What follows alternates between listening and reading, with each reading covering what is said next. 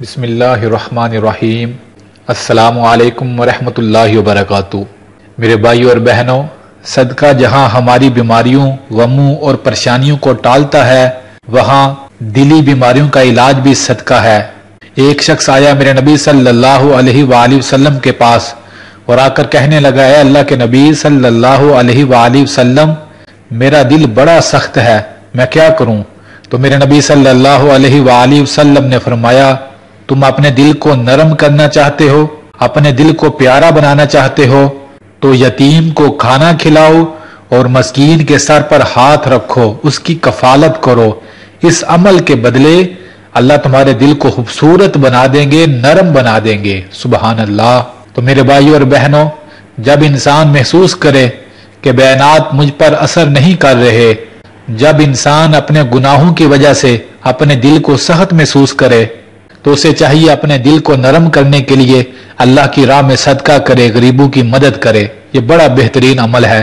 اللہ کی راہ میں خرچ کرنے سے میرے بھائیو اور بہنوں، انسان کو وہ مقام اور وہ درجے ملتے ہیں جو ہم سوچ بھی نہیں سکتے۔ ہر ماہ آپ کسی غریب کے گھر جا کر اس کی جتنی بھی ہو سکے مالی مدد کر واپس آئیں، اور واپسی پر کبھی اپنے دل کا ایمان کا لیول تو چیک کیجئے گا۔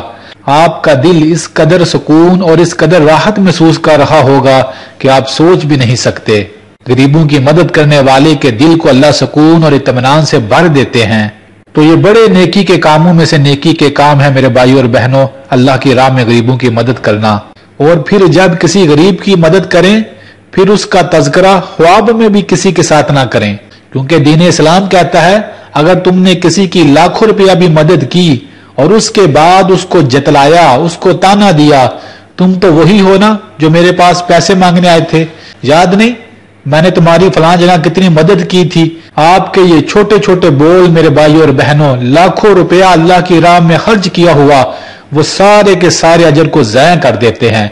دین اسلام کہتا ہے اگر تم کسی کو دو تو خاموش ہو جاؤ، اس کے بعد اگر تم نے دینے کے بعد جتلانا ہے تو پھر کسی غریب کی مدد نہ کرو۔ اللہ اکبر۔ تو بڑی خاموشی کے ساتھ، بڑی عاجزی کے ساتھ غریبوں کی مدد کریں۔ تو کچھ اس طرح خاموشی کے ساتھ، عاجزی کے ساتھ، ان کی عزت و نفس کا خیال رکھتے ہوئے میرے بھائیو اور بہنوں غریبوں کی مدد کریں۔ کوشش کریں کہ کچھ راز اور کچھ نیکیاں کل قیامت کے دن ہی کھلیں، کسی کو پتہ نہ چلیں۔ اللہ سے دعا ہے اللہ نے وہ مال جو ہمیں دیا ہے اس میں سے غریبوں کی مدد کر اپنی آخرت و دنیا بنانے کی توفیق عطا فرمائے۔ آمین۔